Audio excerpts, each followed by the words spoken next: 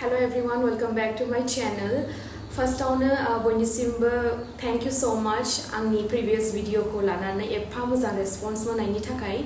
आं आसा खालामो future आवबो बिदिनो मोजाङै मोजां related to interviews videos आनो जाथों बा बेलेग content आनो जाथों मोजां videos लाबोनो हानाय बायदि. Thank you so much everyone. So guys, दिनैनि video related to ground job interviews नि बागै जागोन. Before that, नोंथांमोननिसिम आं मोनसे बुस्थु share खालामनो सानदों आरोना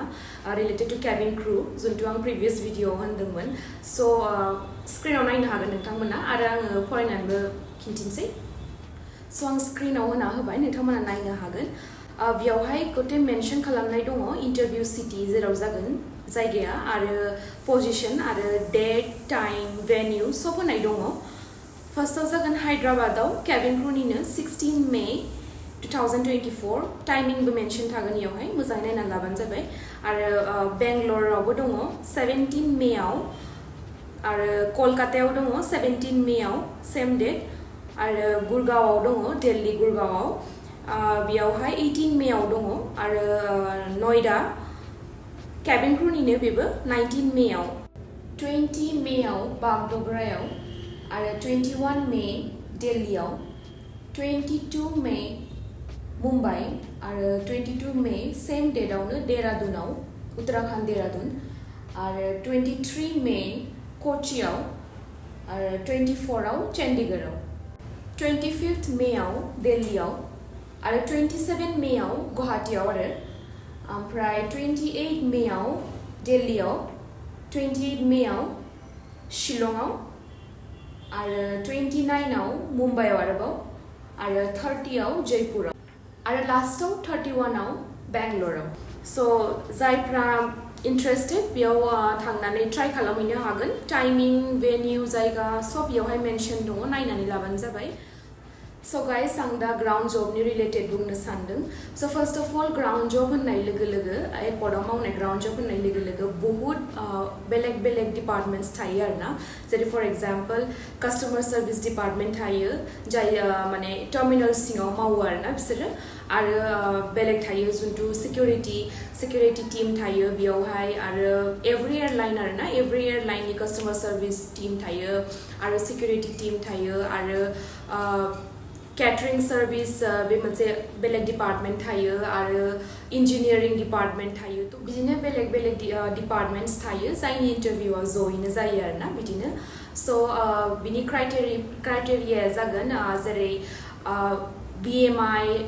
बेबायदि चेक पार्टिकुलारलि पुरा स्ट्रिक्टलि नङा आरो बिनि थाखाय जे इसखिनि नांगौ बेबायदि एकदम एक्जेक्टलि जायाबाबो जायो जुदि जेबो मेटार खालामा हाइट वेटनि माबायावहाय आरो एज लिमिटआ 18 to 28 जाबा मोजां आरो जुदि एक्सपिरियेन्स बा 28 बारबाबो आरोना एज रिलेक्सेसन होयो आरो एसेब्लायनो आरो रिक्वायरमेन्ट्स जेरै डकुमेन्ट्सफ्रा बेदिनो पासपोर्ट आरो आधार कार्ड जोंथ' आङो प्रिभियस भिडिअआवबो बुंदोंमोन. सो पासपोर्ट आरो आधार कार्ड बेफोरो थाथारनांगौ आरोना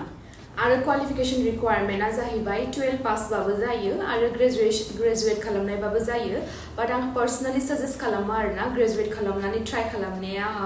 साबसिन जायो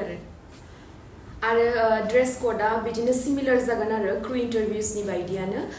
फर गर्ल्स हिन्जावफोरनि थाखाय जुदि स्कार्ट गानोब्ला स्टकिन्सआ थाथारनांखागौ विथ शर्ट आरो हिल्सथ' मेन्डेटखा. ओमफ्राय फर बयज मेलनि थाखाय बिदिनो फर्मल शर्ट फर्मल पेन्ट आरो फर्मल शु जानांगौ आरो. ओमफ्राय फर ग्रुमिं लेडिसफोरनि थाखाय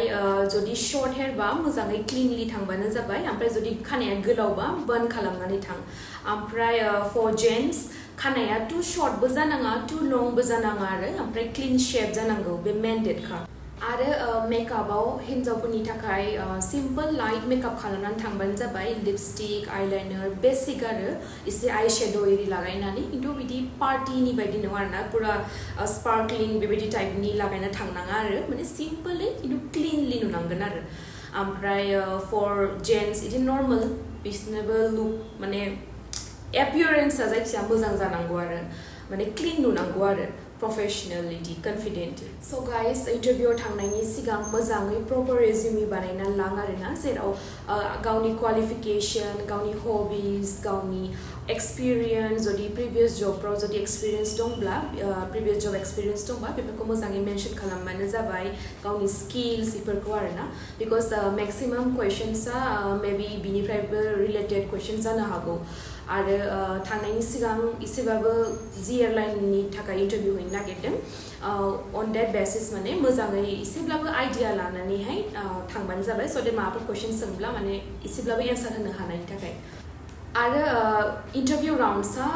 केबिन क्रुनि बायदि नङा आरो बिना only 2 राउन्ड्सफोर जानो हानाय 2 राउन्ड्सआनो जाखायो एक्चुअली आंनि टाइमावबो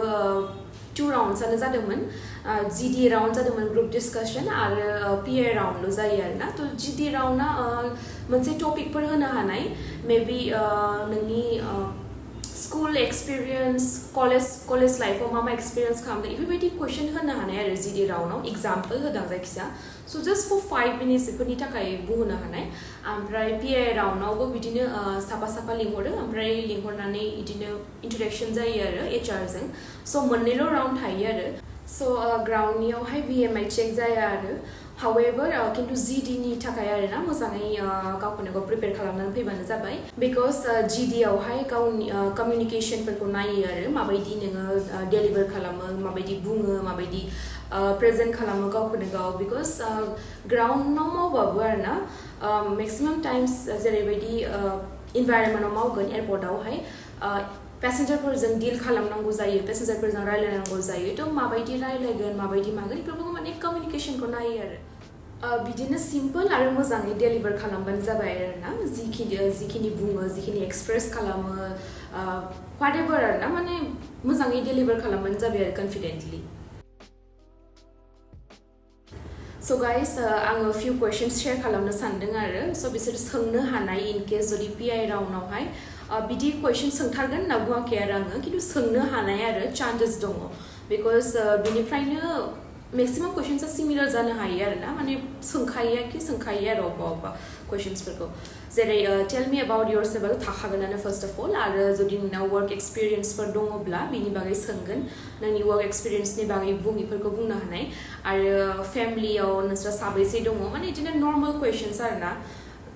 किन्तु मोजाङै माने नों माबायदि कम्युनिकेट खालामो माबायदि डेलिभार खालामो बेफोरखौल' नायो आरो एक्चुअलि PI राउन्डआवबो एफाबो हार्ड क्वेश्चन्स बिदि नङा सो न'खरनि बागै सोंनो हानाय साबैसे दं न'खराव बेफोरखौ आरो जोंनि कम्पानिनि बागै मा मिथिगौ बेफोरबायदि सोङो आरो शिफ्ट टाइमिंफोरखौ लानानै फ्लेक्सिबल नंगौना नङा बेफोरखौबो सोंनो हानाय आरोना सो जिमान क्वेश्चन सोङो मोजाङै पजिटिभलि एन्सार होबानो जाबाय न'थ' बुंथारनाङा आरोना मानो होनबा नेगेटिभ इम्पेक्ट होयो जि एन्सार होयो बेखौहाय थ' मोजाङै एन्सार खालामनो नाजा ओमफ्राय बेयावबो ग्राउन्डआवबो आरोना ग्राउन्ड जबनि थाखायबो बहुत जब स्केम जायो आरो जेरै आं प्रिभियास भिडिअ'आवबो होन्दोंमोन केबिन क्रुनि थाखाय बहुत इदि जे इसखिनि फैसा होनांगौ इदि पार्टिकुलार एमाउन्ट होबाथाय नोंना खामानिया जागोन क्रुनि जबनि थाखाय जागोन मागोन बेफोरखौ बुङो स' बिदिनो एखे ग्राउन्डआवबो बुङो एक्चुअलि आंनि पार्सनेल एक्सपिरियेन्सजों बुंदों आरोना जि आं लास्ट प्रिभियास एयारलाइन आङो जेराव मावोमोन इन्डिग'आव मावोमोन ग्राउन्डआवहाय थ' जोंनि सिगाङावनो आरोना बिदिनो बहुत मानसि माने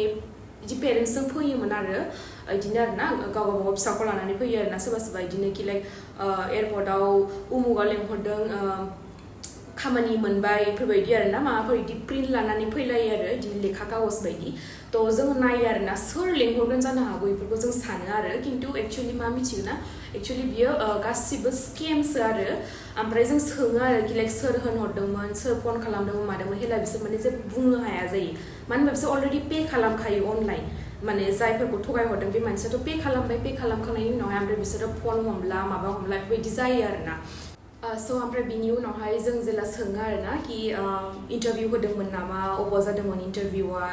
ओमफ्राय सोर लादोंमोन इन्टारभिउखौ बेफोरबायदि सोंबाथाय जेला जों मिथियो कि इन्टारभिउआनो जायाखैमोन आरोना विदाउट इन्टारभिउ सोरना सिलेक्शन जागोन विदाउट इन्टारभिउ राउन्डनाबो सिलेक्शन जाया आरोना बेबायदि डिरेक्टलि स' बिसोरो माने डाइरेक्टलि रेन्डमलि माने फन खालामनानै बुङो आरोखि नों सेलेक्ट जाबाय माबाय फैसा बिदि हर डाइरेक्टलि नों मोनगोन बेफोरबायदि आरोना एपइन्टमेन्ट लेटार मोनगोन मागोन होननानै स' बेखौनो बुंनो सानदों आरोना आङो विदाउट इन्टारभिउ